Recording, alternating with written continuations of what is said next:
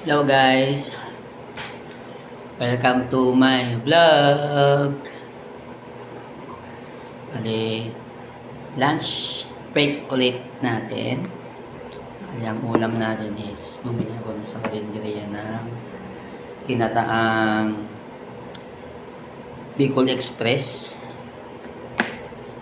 Dahil tag-ulan ngayon, kailangan natin ng sabaw, pampainit. Tapos dahil birthday ni Ate Tisay, shout out kay Ate Tisay dyan sa may karinderya sa tapat. Thank you po sa handa. Happy birthday po, Ate Tisay. Teka lang, may lang, wait lang bago tapusin yung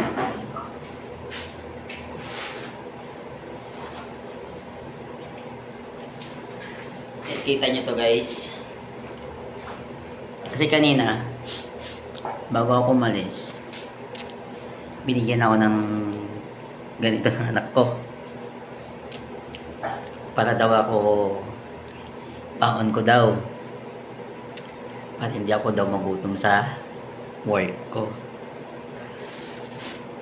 Nakakatuwa naman, habang bata pa ganun na yung anak mo.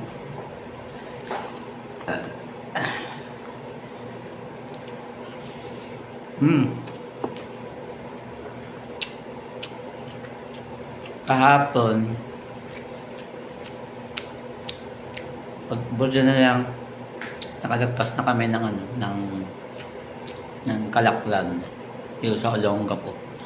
Ay nadisgrasya na naman isang kotse papasok ng SBMA, tapos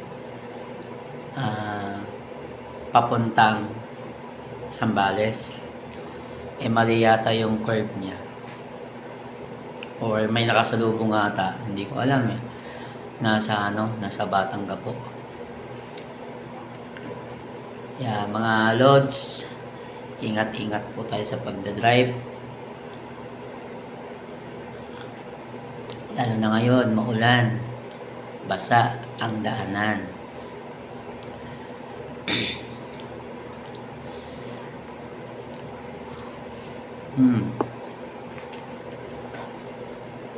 Sige mga bugi, share ko lang to sa inyo, napakabait ng shooting ko. Kaya hanggang dito na lang muna ang aking vlog.